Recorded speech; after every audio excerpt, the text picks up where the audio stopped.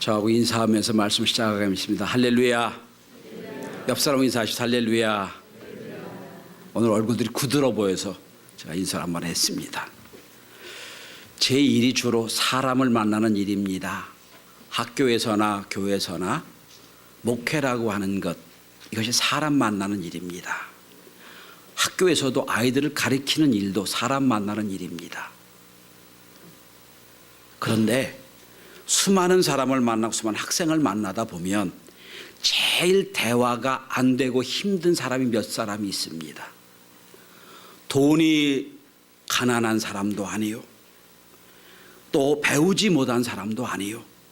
제일 대화가 어렵고 힘든 사람은 내적인 컴플렉스가 있거나 열등감이 있는 사람은 참 대화가 안 됩니다.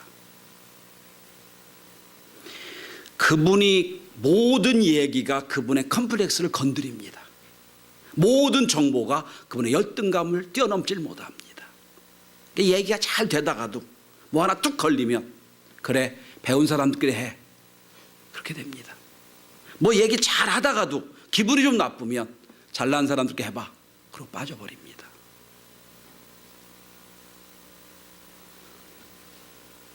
미국 심리학자 올포드라는 분이, 물론 좀 지난 이야기는 합니다만, 당시 미국의 대학생들을 조사한 조사에 의하면 미국 남자 대학생의 91%, 여자 대학생의 92%가 다 정신적이고 신체적인 열등감을 갖고 있다고 밝혔답니다. 하기야 제일 예쁘다고 뽑아놓은 미스 코리아들의 조사를 했더니 자기 얼굴에 80% 이상은 만족을 못한대요. 고쳐야 될 곳이 있다고 얘기한답니다. 우리는 다 어디 가는지 모르겠어요. 그죠? 세상에 컴플렉스가 없는 사람은 없습니다. 열등감이 없는 사람은 없습니다. 문제는 그 열등감을 어떻게 극복하느냐의 문제입니다. 저는 초등학교부터 대학교까지 반에서 10번을 넘어본 적이 없어요. 제일 많이 키가 제일 컸던 제가 12번입니다. 그때 그때 국민학교를 했는데 국민학교 62명 중에 최고 키가 컸던 게 12명이었어요. 12번이었어요. 그러니까 저는 늘 키 작은 컴플렉스가 있어요. 근데 그것이 막 키 얘기하면 저 그럽니다. 키가 제가 못한 게 뭐 있냐고. 제일 키 적어서 어려운 게 전구를 갈아 낄 때 어려워요. 천장에 있는 거. 저는 그렇죠. 의자 놓고 하면 되지 뭐. 그게 문제가 되냐. 자,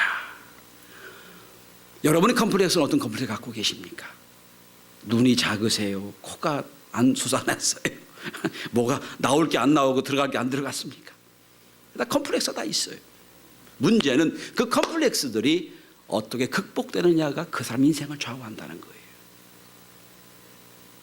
오늘 본문은 열등감과 컴플렉스로 똘똘 뭉쳐버린 한 여인이 나옵니다. 아무도 그에게 타치할 수가 없어요. 그 여자를 만나, 사마리아 여자를 만나 예수님이 말씀을 함께 나누고 은혜를 함께 나누고 그 인생이 열등감으로 똘똘 뭉쳐서 아무도 터치를 못했던 그 인생이 기쁨과 감격의 인생으로 바꿔놓습니다. 바꿔집니다. 사람들을 두려워서, 사람들이 눈이 싫어서 몰래 사람들이 없는 정오에 우물물을 들어왔던 그 여자가 나중에는 물동이를 던져버리고 밖에 나가 얘기합니다. 내가 메시아를 만났다. 인생이 뒤집어지는 역사가 일어납니다. 내적인 컴플렉스와 외적인 열등감이 극복되는 순간이고요. 뿐만 아니에요. 극복이 될 뿐 아니라 감격과 감사 인생으로 바꿔놓습니다. 물 들어왔던 그 물동이를 내던져버리고 먹고 사는 문제를 내던져버리고 예수를 증거하는 인생으로 바꿔놓습니다. 도대체 무엇이 그 인생을 바꿔놨을까? 전 이 말씀을 함께 나누며 은혜를 나누고자 합니다. 혹시 여러분 갖고 있는 내적인 외적인 컴플렉스와 열등감과 문제가 있다면 오늘 말씀을 듣는 중에 이 여인이 변화된 모습을 통해서 저와 여러분도 이런 놀라운 영적인 변화와 혁신이 일어나는 귀한 시간 될 수 있기를 바랍니다.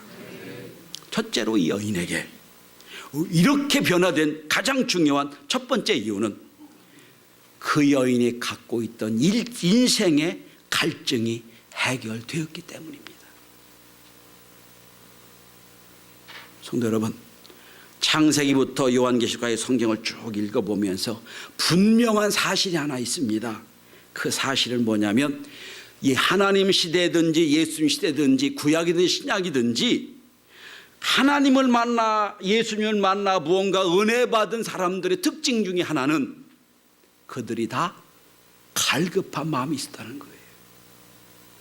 그들이 무언가 갈증이 있었다는 거예요. 난 아무 부족함이 없어. 난 아무 문제가 없어.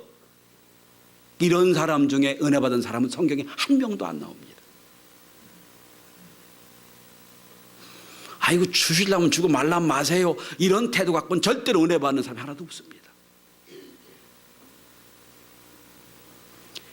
길가에 앉아서 지나가는 사람에게 한 푼 두 푼 얻어먹고 살던 소경 거지 받으며 예수님이 지나간다는 소리를 듣고 큰 소리를 지릅니다. 다윗의 자손 예수여 나를 불쌍히 여기시옵소서. 그는 눈을 뜨는 갈망이 있었습니다. 돈은 많이 벌었어요. 그런데 민족의 반역자라는 낙인이 찍혔습니다. 세무서장 삭개오. 사회적인 지명과 추통을 다 내어버리고 뽕나무 위에 올라갔습니다. 주님 그 마음에 갈급함을 아세요. 하나님이 예수님이 지나가다 말씀하세요. 학교에 내려와라. 그 인생의 갈급함을 알았던 거예요.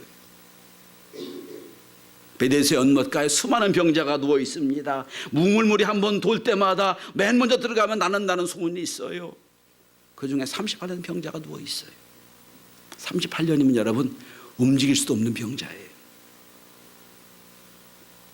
많은 병자가 있는 주님이 유독 그 병자를 찾아가십니다. 가서 물으세요. 내가 낫고자 하느냐. 무슨 얘기입니까? 너 아직도 38년 동안 있으면서 아직도 갈망함이 있느냐 물으시는 거예요. 그냥 다 난다고 하니까 그냥 우두커니 앉아있는 사람이 아니었다는 거예요. 다 갈망함이, 다 간절함이 있을 때 주님 그걸 보고 찾아가셨다는 거예요. 오늘도 이 예수님 이 여인을 만나십니다. 유대를 4절에 보시면 유대를 떠나 갈릴리로 가시는 상황이에요. 목적지가 갈릴리예요. 그런데 유대와 갈릴리 사이에 사마리아가 있어요.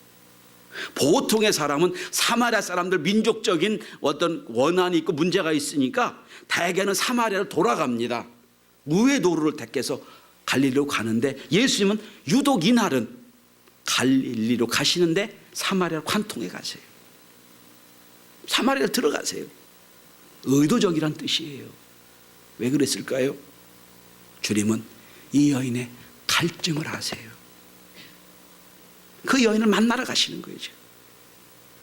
수많은 사람이 있었지만 주님이 보실 때는 이 사마리아에 한 여인이 있는데 여러 인생의 갈증 갖고 있는 여인을 아시고 찾아가시는 거예요.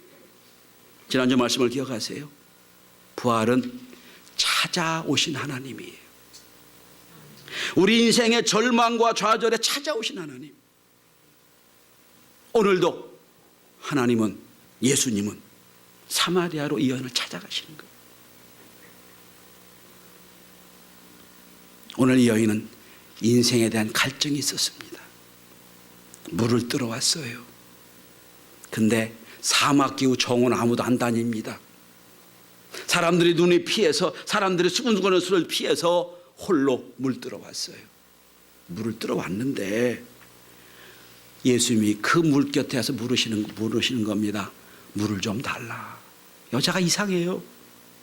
아니 지금 이때는 사람들이 오지도 않고 가지도 않는 이 시기고, 그 다음에 나는 사마리아인 거 분명히 알 텐데 유대인 남자가 어쩌게 나한테 물을 달라고 하느냐. 이상하게 생각합니다. 예수님이 말씀하십니다. 네게 물을 달라는 이가 누군지 알았더라면 그가 너에게 생수를 주었을 것이다. 15절을 보면 이 여인은 기다렸다는 듯이 이런 고백을 합니다. 주여 그런 물을 주사 목마르지 않게 도와주십시오. 그런 물을 좀 주십시오. 아마 이 여인은 매일 그 정오에 물을 떠오면서 이런 생각했을 거예요. 내 인생의 갈증과 내 인생의 갈망을 해결해 주십시오. 물을 뜨면서 그랬을 거예요. 야곱의 우물이니까 와서 생각해 보십시오. 저는 한 여자와 살기도 어려운데 이 여자는 5명의 남편을 겪었고 지금 있는 남편도 자기 남편이 아니에요. 인생이 얼마나 힘들겠어요, 여러분. 거기다 그 당시 고대 근동 지역 이스라엘 백성들 아니 사마리아 백성들 남성 위의 사회입니다. 얼마나 힘들었겠어요. 조금 깊이 들어가 보면 이 여인이 예수님과 긴 대화 속에 한 번도 남편 얘기를 안 하는 걸 보면 남편들에게 얼마나 시달리고 살았던 걸 우리가 볼 수 있어요.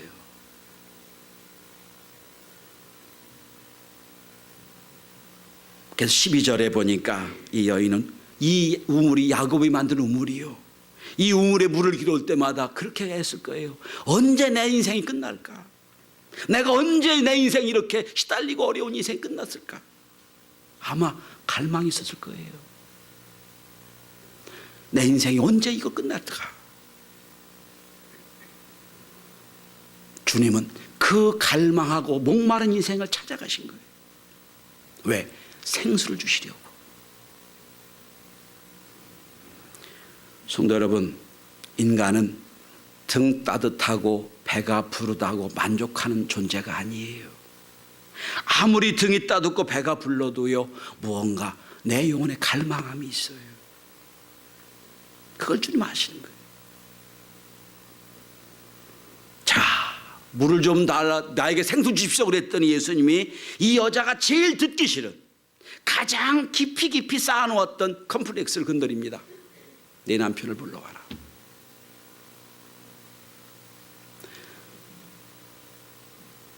보통 사람 같으면 그래서 팍 튀었을 거예요.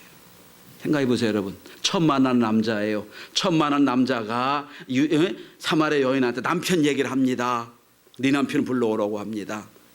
그런데 왜 예수님이 이 남편 얘기를 하냐면 이 여인이 가장 드러내기 싫은 치부였거든요. 드러내라고 하시는 거예요. 꽁꽁 숨어 누웠던. 근데 그게 그 인생의 갈증의 원인이에요. 그걸 드러내라고 하시는 거예요. 그러니까 여인이 얘기합니다. 예, 저 남편이 없습니다. 그러니 예수님은 전 그 남편이 없습니다. 그 말을 이 여인의 회개로 받아들입니다. 주님 말씀하세요. 그래, 네 말이 맞다. 너 5 남편이 있었지만 지금 남편도 네 남편이 아니지. 맞아. 남편이 없지. 유명한 정신과 의사 칼 메닝거는 말합니다. 정신병원에 입원한 환자들의 75%는 그들이 죄 문제가 해결됐다고 믿는 순간 다 태어날 수 있을 것이다. 정신병의 가장 깊은 차원의 문제는 죄 문제라는 거예요.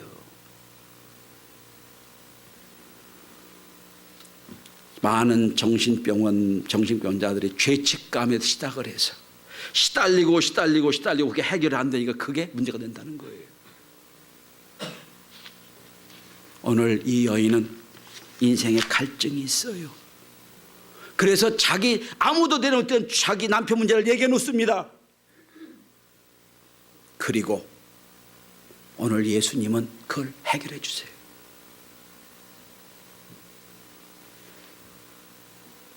주님은 그 고백을 인정해 주시고 내 말이 맞도다 인정하십니다. 자, 2번째입니다. 오늘 이 여인을 예수님 찾아오신 이유는 영적인 갈증이 해결됐기 때문이에요. 오늘 이 여인의 기쁨의 인생이 바뀐 것은 영적인 인생의 갈증이 해결됐기 때문이에요. 성도 여러분, 이 여인은 자기 남편의 문제를 갖고 늘 예배를 드렸을 거예요.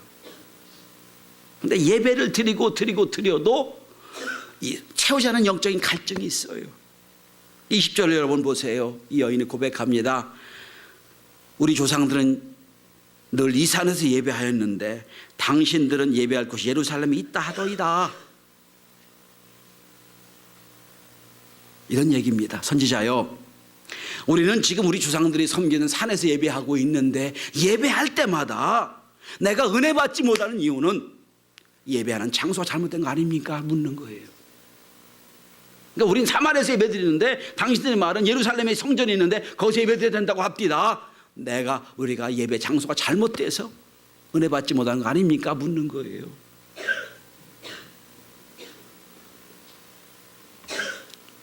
성도 여러분, 어느 정도 신앙생활을 하게 되고 몇 년의 세월이 흐르고 은혜를 받고 이제 성경도 알고 교회 생활도 익숙해질 쯤 되면 더 깊은 영적인 갈급함이 생깁니다.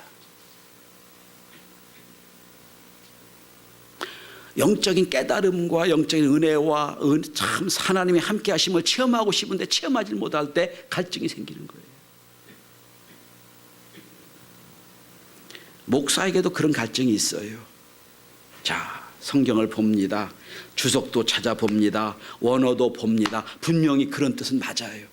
그런데 분명히 그 뜻 말고 깊은 뜻이 또 있을 것 같아요. 아무리 뒤집게 봐도 안 나와. 그때 목회자도 갈증이 있습니다. 이게 무슨 뜻입니까? 그때 주신 은혜가 있어요. 아, 그게 그런 거구나. 깨달음이 있습니다. 오늘 여인이 바로 그런 거예요. 얘가 여기서 열심히 예배드리고 있습니다. 여기서 열심히 드리고 예배드리고 있는데 나에게 갈망이 있습니다. 그런데 예수님은 그래, 사마리아 여기서 예배드리면 안 돼, 예루살렘 성전에 드려야 돼, 장소를 말씀하지 않으셨어요. 장소를 묻고 있는 이 여자에게 예수님은 태도에 관한 말씀을 하세요. 성도 여러분, 오늘 이렇게 말씀하십니다. 하나님께 예배하는 자는 영과 진리로 예배할지니라. 우리가 예배 시간에 늘 앞에 기원을 2번문으로 하죠. 하나님은 영이시니 예배하는 자가 신령과 진리로 예배할지니라. 우리 늘 같은 기원을 해요. 우리는 지금 성전에서 예배를 드립니다. 그런데 하나님이 성전에만 계신가요? 온 우주 만물에 편만하신 분이 하나님이세요. 그렇잖아요. 이 성전만 머물러 계시면 하나님이 아니에요. 다윗이 성전을 짓고 이런 고백을 합니다. 하나님이 이 성전에 계신 분이 아닙니다. 온 우주만에 계신 분입니다. 그런데 여기서 하나님이 예배드릴 때 들으시옵소서라고 고백해요. 감리교를 만든 요한 웨슬레는 대대로 영국 선교회, 영국 성공회 사제였습니다. 아버지도 사제요, 할아버지도 사제였어요. 성공의 신부였어요. 18세기 산업혁명의 막 끝을 가고 역사적으로 보면 남자들 나이가 평균 나이가 40으로 인생이 맞춰집니다. 워낙 런던이 워낙 공해가 시달리 많고 하다 보니까 다 단명했던 그 시대. 빈부격차가 너무 심해가지고 어려웠던 그 시대. 제일 어려웠던 사람들이 광부였어요. 그래서 광부의 어려움을 눈으로 본 요한 웨슬레는 그저 그들이 교회에 올 수 없는 상황을 이해합니다. 하루 종일 18시간 일하고 언제 교회에 오겠어요. 그래서 그는 은혜를 받고 최초로 교회 밖에서 야외 예배를 드립니다. 광부를 찾아가서 거기서 예배를 드려요. 성공회에서는 그거를 파문시켜버렸어요. 성전 예배 드리면 안 된다고 생각하는 거예요. 그래서 어쩔 수 없이 감리교가 시작이 된 거예요. 그래서 야외 예배 시작은 감리교입니다. 성전 밖에서 예배 드리는 게 최초예요. 여러분, 여기만 하나님 계신 거 아니잖아요. 어느 우주 만물에 계시죠? 두세 명이 내 이름을 모는 곳 함께 한다고 약속하셨어요. 두세 명이 뭡니까? 로마의 증인 숫자예요. 로마 법에 의하면 증인 되려면 2명 이상 있어야 돼요. 너희들이 내 이름으로 증인 삼아 예배드리면 거기 있다는 거예요. 자, 여러분, 오늘 여인은 장소를 물었어요. 우리가 예배 장소 잘못 잡았지요. 사마리아에 예배드린 게 아니죠. 예루살렘 가야 되겠죠. 아니야. 장소가 문제가 아니라 예배 태도가 문제야. 영과 진리로 예배하는 자에게 하나님이 함께 하셔. 여러분, 여기서 좀 깊이 들어가 보십시다. 예배 태도는 예수님이 제사장들의 얘기에 맞는 거잖아요. 성전에서 예배에 맞는 거잖아요. 근데 여러분, 사마리아 여인에게 예배 태도를 말씀하고 계세요. 이게 무슨 뜻입니까?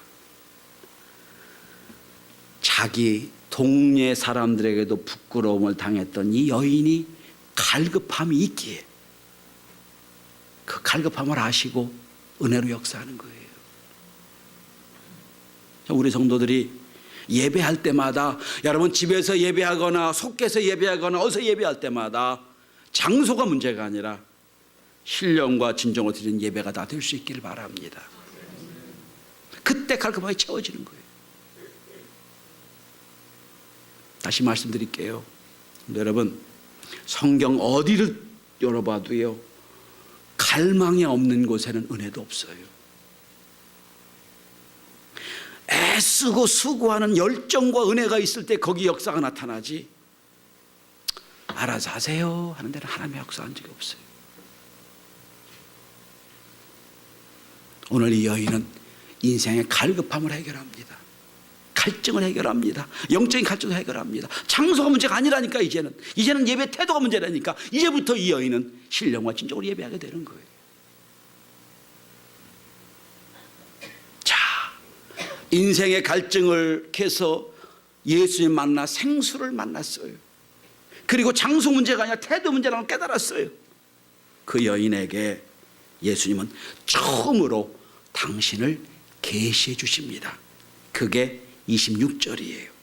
26절을 주목해서 우리 함께 같이 읽어보십시다. 자, 시작. 예수께서 이르시되 내게 말하는 내가 그라 하시니라. 무슨 얘기입니까? 여러분, 내가 알기로는 이 땅에 메시아가 오시게 되면 다 알게 되리라 하셨습니다. 여자가 얘기하는 거예요. 예수님 말씀에 내가 바로 그이다. 내가 메시아다. 어서 조금만 집중해 주셔야 돼요. 여러분, 예수님이 본인 스스로 내가 메시아라고 밝힌 것은 이게 처음이에요. 이게 처음이에요. 제자들에게 밝히지도 않으셨어요. 제사장들에게 밝히지 않으셨어요. 그런데 쫓아다니는 제자들에게도 말씀하지 않으시고 제사장들 말씀하지 않으시고 구원하고는 관계없다고 여기는 사마리아 여인에게 찾아가셔서 그것도 내가 메시아다 말씀하신 거예요. 이걸 깨달으셔야 돼요. 내가 메시아다 처음으로 말씀하신 거예요. 제일 먼저 당신이 메시아라는 걸 보여주시는 거예요. 왜 그랬을까요, 여러분? 예수님 말씀하십니다. 건강한 자에게는 의원이 필요 없고 병든 자에게 의원이 필요하니라 말씀하셨지요. 또 말씀하십니다. 내가 의인을 부러운 것이 아니라 죄인을 부러워한다 말씀하세요. 오늘 여기 영적으로 병든 자가 있는 거예요. 오늘 여기 영적으로 병든 걸 알고 갈급한 자에게 오셔서 당신을 보여주신 거예요.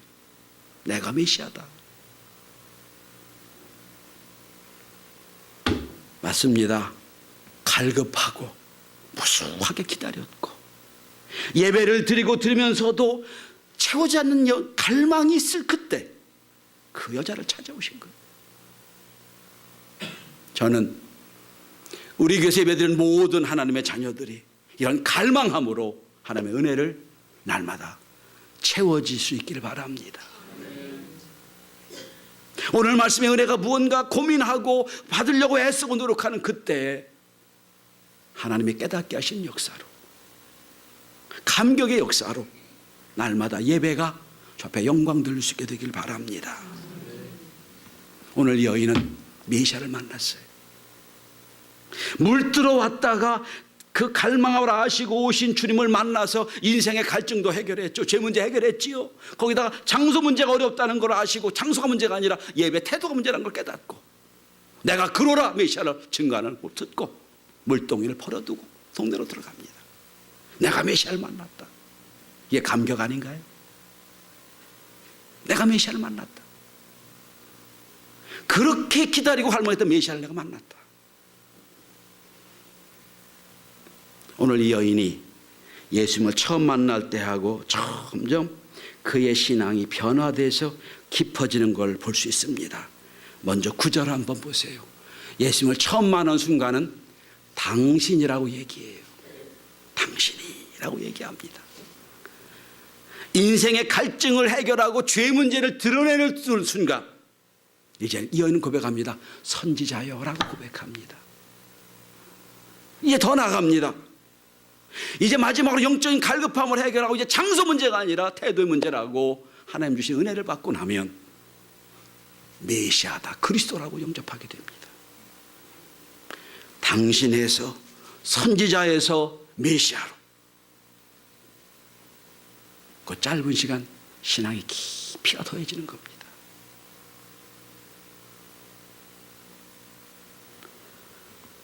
지난주 우리는 부활의 권세, 죽음의 권세를 이기고 부활한 주님이 찾아오신 사건을 보았습니다. 오늘은 갈망하는 자에게 찾아오셔서 은혜를 부어주신 주님, 내 인생의 갈증, 영적인 갈급함을 아시고 오셔서 당신을 계시해 주신 주님. 그래서 이 인생이 컴플렉스가 없어졌습니다. 열등감이 사라졌어요. 누가 뭐라고 해도 나는 메시아를 만났다. 내 죄 문제 해결됐고 이제는 예배드릴 때마다 영과 진리로 예배하는 자가 됩니다. 성도 여러분, 영적인 갈급함이 있으십니까? 세상이 아무리 나에게 만족을 주고 나에게 아무리 물질을 주고 나에게 모든 걸 만족해 주고도 채우지 않은 그 갈급함, 그 갈급함에 주님 찾아오십니다. 그 갈급함이 날마다 더해져서 세상이 줄 수 없는 놀라운 은혜와 평강과 감격을 누리는 우리 모든 성도가 되시기를 주의 이름으로 축원합니다. 기도합니다.